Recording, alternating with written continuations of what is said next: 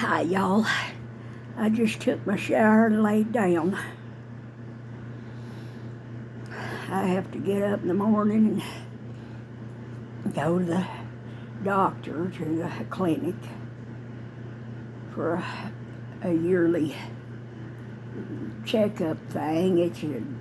All they do is take blood. Well, she'll listen to my heart and my breathing and take blood pressure, of course, pinch my arm off. And then they'll take blood and a pee sample. I hate going to the doctor for anything, don't matter what it is. I'd rather be horsewhipped.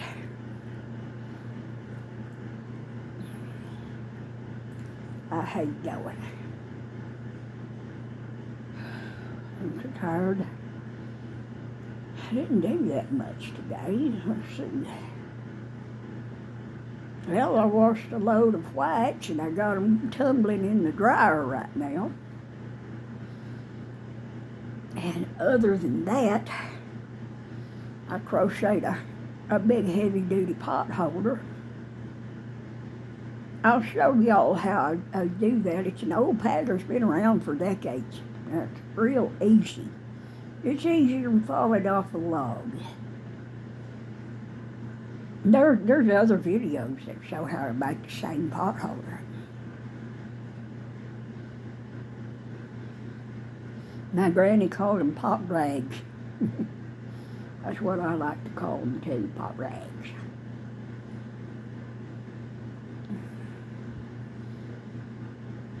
My granny was about my age when she died from cancer.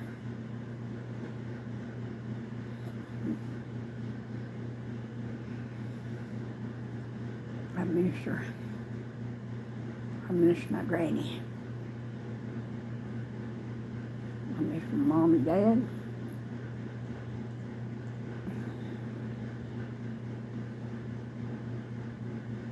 Almost every dream I have every night, my mom is somewhere there in the background.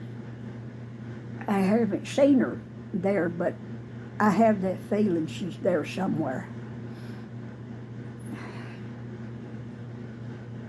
And sometimes I'll dream my dad's there somewhere too. I haven't been dreaming about him as much as I used to. For a long time I was dreaming about Dad almost every night. Dream I'd see him, sometimes talk to him. I miss him so much.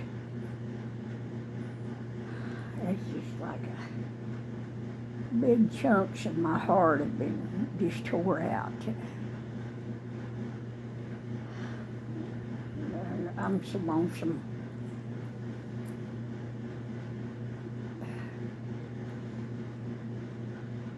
The best of my family is gone.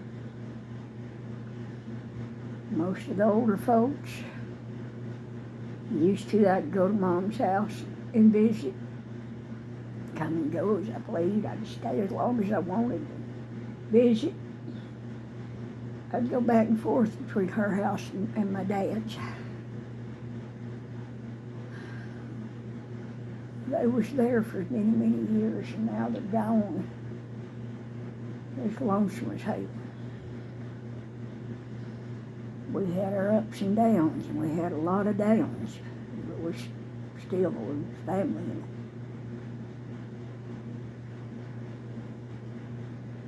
I'm so lonesome I can't hardly stand it. My husband, he's sweet and good to me, but he don't realize what I go through. He has an idea, but he don't really know.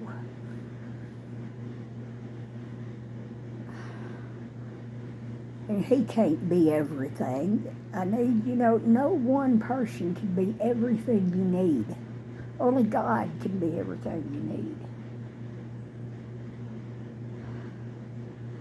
And we won't experience that full redemption of being in a state of having our every need met until we're in heaven with God.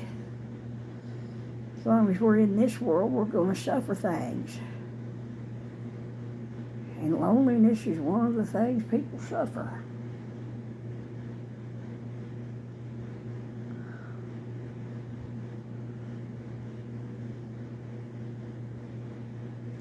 Yeah, looking at I was out there, took some feed out there on the porch for the cats, and Sweet Tortoise, Mama Cat, was out there. She's so cute, sweet.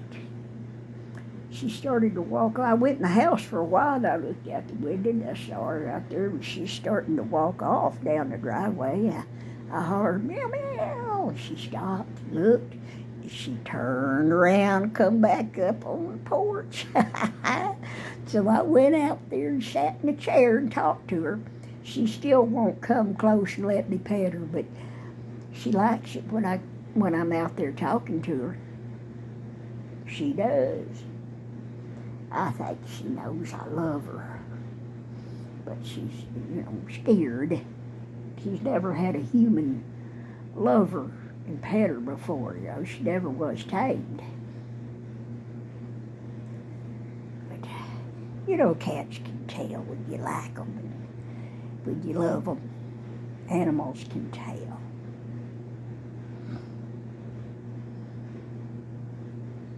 Yeah.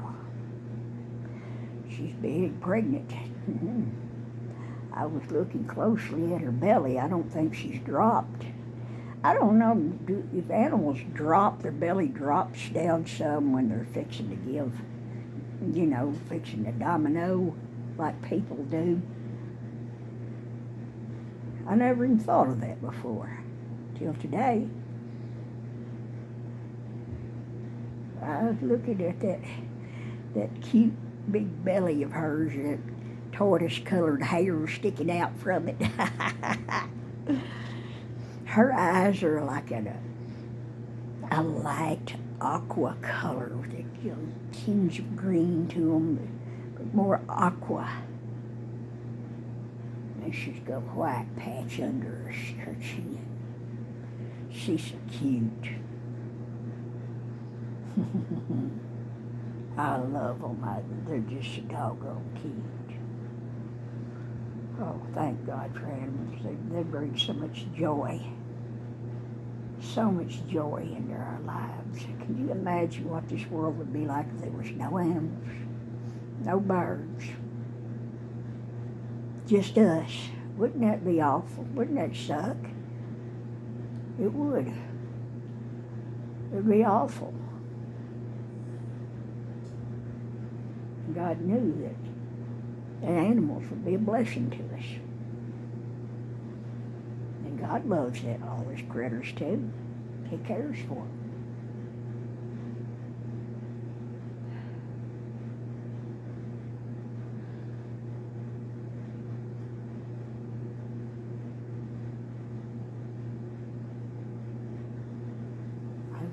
Sometimes,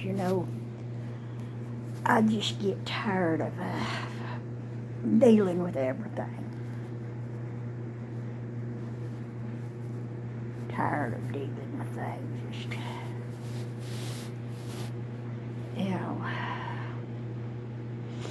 I'm thankful to God to have a husband and a home with my husband, and I'm blessed in this way. I'm blessed.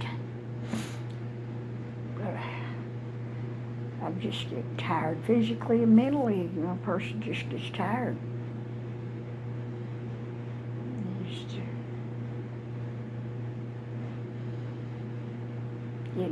This whole world loses its appeal.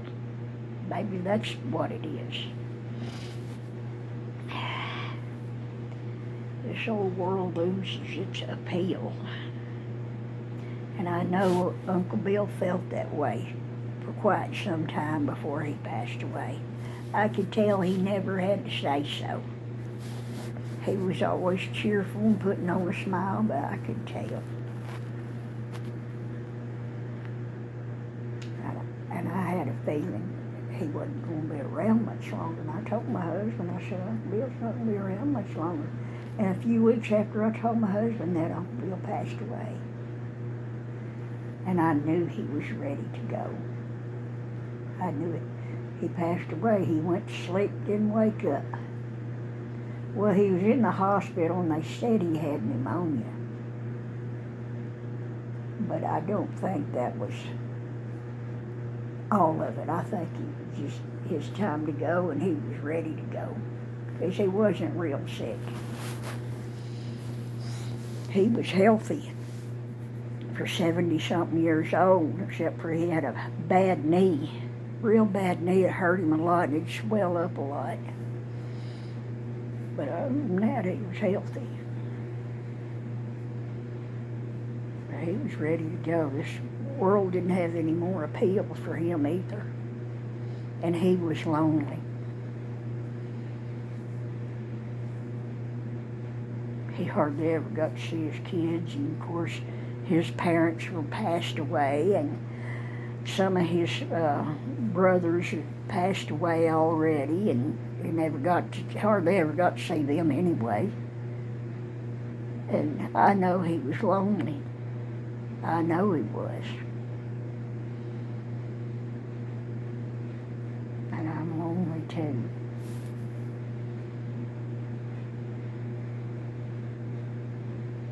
I'm lonely too. I'm here by myself every day with just Mila, the dog.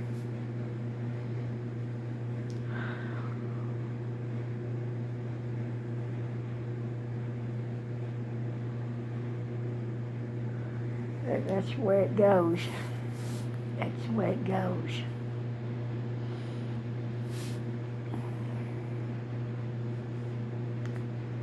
And so, well, I was going to tell y'all a story. If you're still here, I'll tell you a story. It's a true story. A little piece of history of Fort Stockton, Texas. I read this. It's a historical account. Back in the 1800s, when this town was still real young, and the streets were all still dirt streets,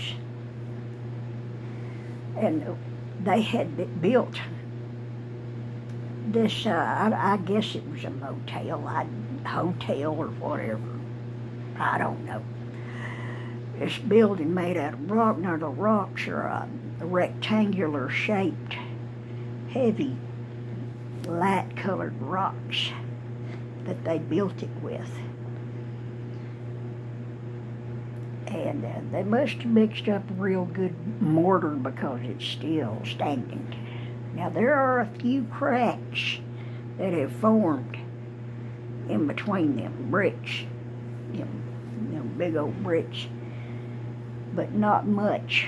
It has held together pretty well over the years. I think they knew how to mix mortar better than they do now. Nowadays, because nowadays mortar don't last that long.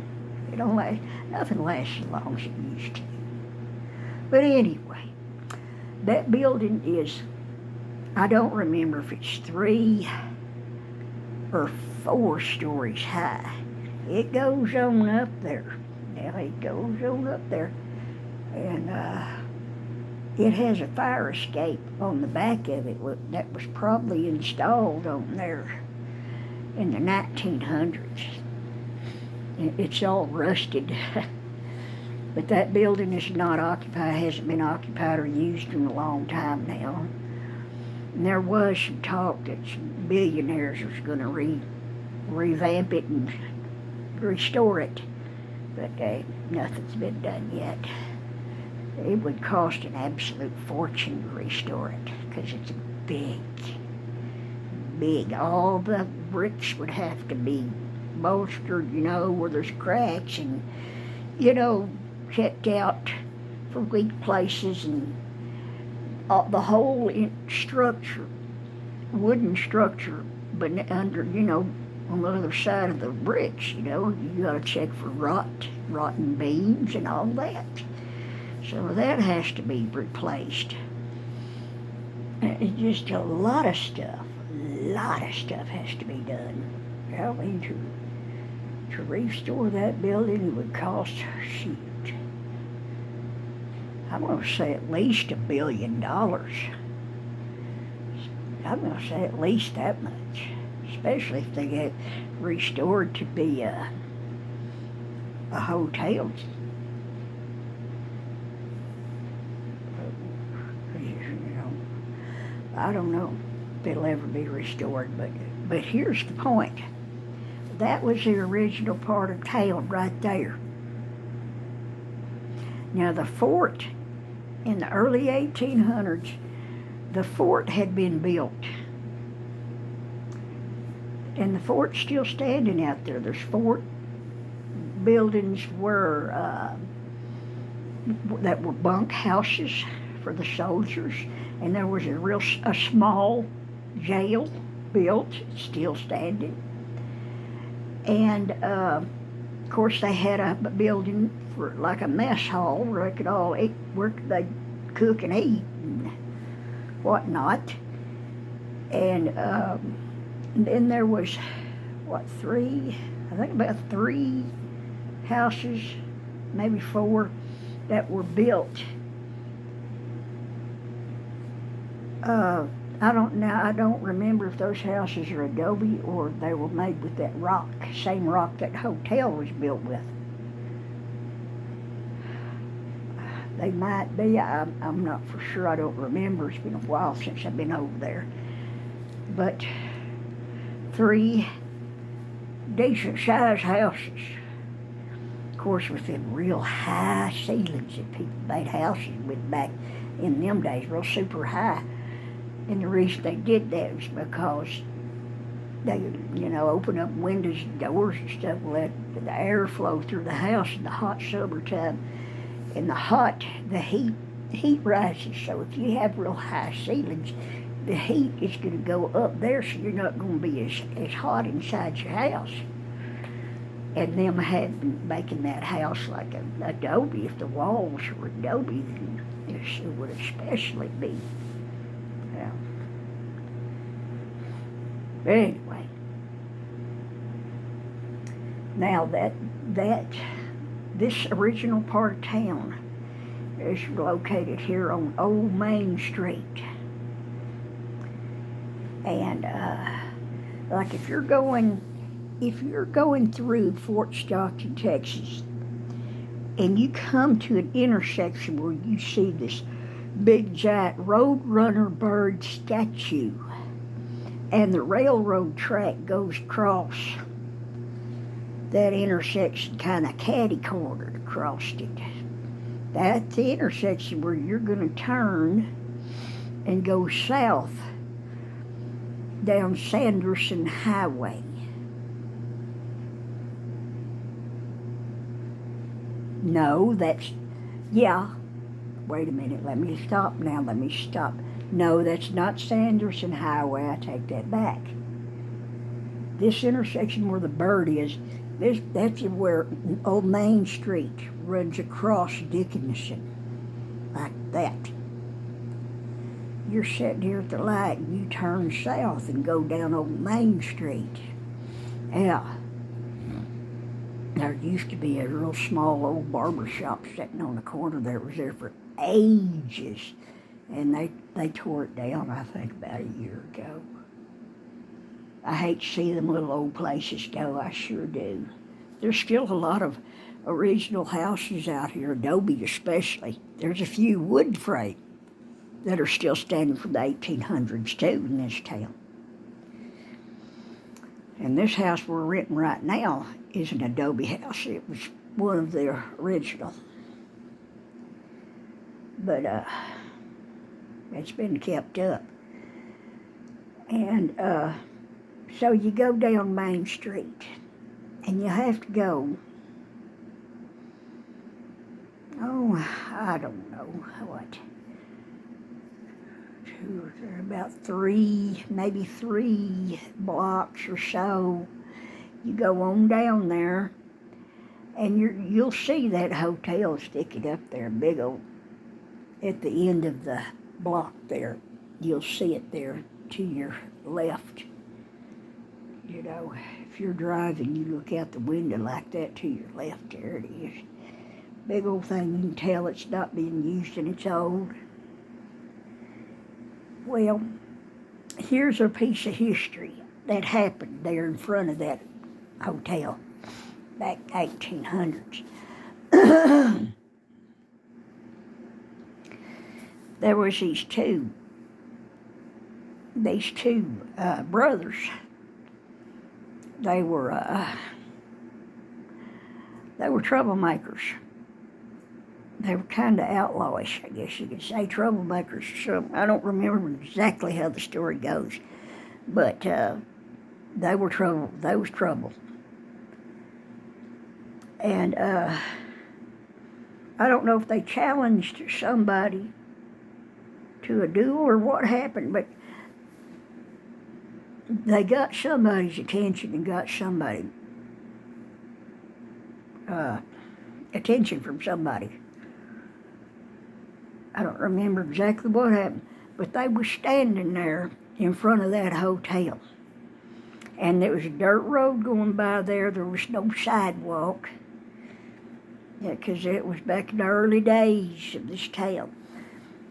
And whoever they was antagonizing, they shot them dead. He shot them dead, both of them. Shot them dead right there in front of that motel. And I don't remember who it was that shot them, but they didn't go to jail or get arrested or nothing, because those two guys had been in some kind of trouble. And way back then, people just dealt with trouble. I mean, it wasn't an act of malice, murder, and stuff like that. It was dealing with a problem, you know. So, I don't know who dug the hole, but they dug a hole right there in front of that motel and buried them two guys right there in front of that motel. They didn't put them in a coffin or give them a funeral or nothing. They just dealt with it. And so years went by. A few decades went by. Times got a little more modern. And till finally the street, I don't know if the street got paved at that time or what, but finally there was concrete sidewalks, or some kind of sidewalks put there. And cars had been invented.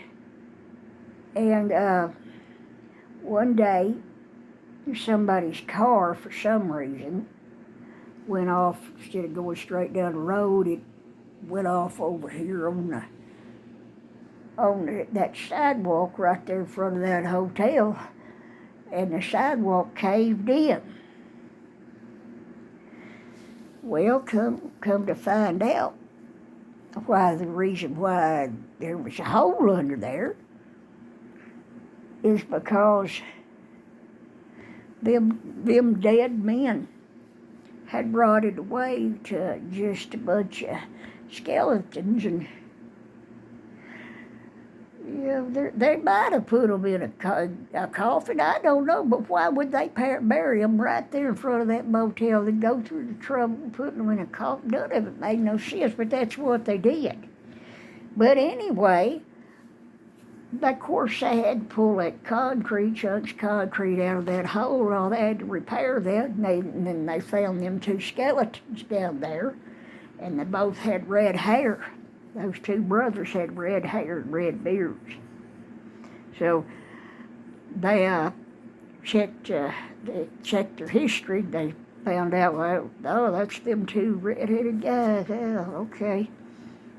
So I don't know what they did with their bones after that, if they put them in a cemetery or what. I don't know. I don't remember if that article said or not.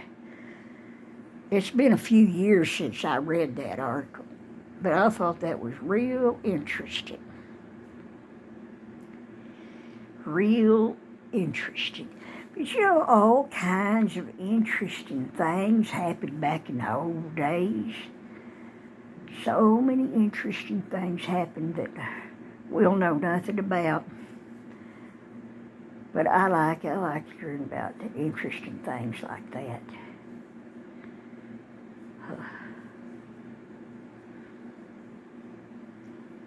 But that was a true story, y'all. Now you can,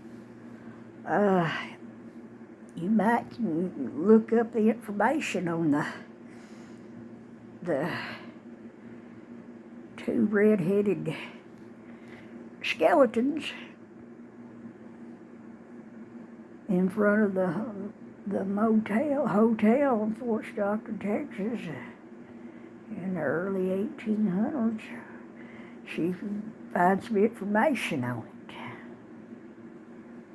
And if if you find out some stuff that I left out or I didn't know, you can tell me.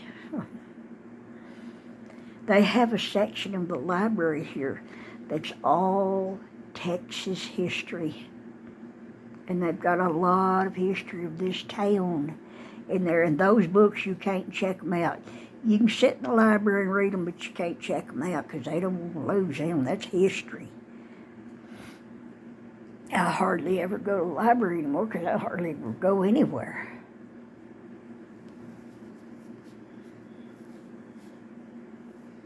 I wouldn't mind reading some more of the history and things that happened in this town.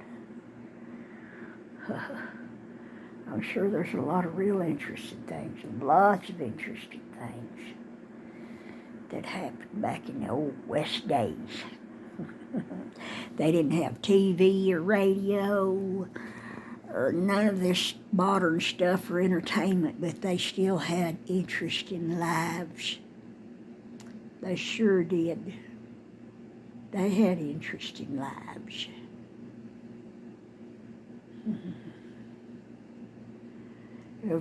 Every day was a struggle for people. Every day was a struggle.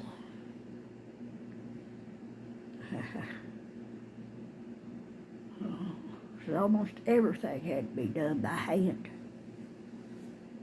Almost everything. Yep. Lots of sweet horses trotted up and down these roads around here in town. Lots and lots of horses.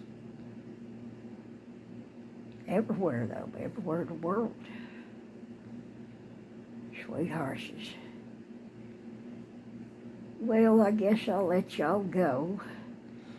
That's all I have to tell you for now.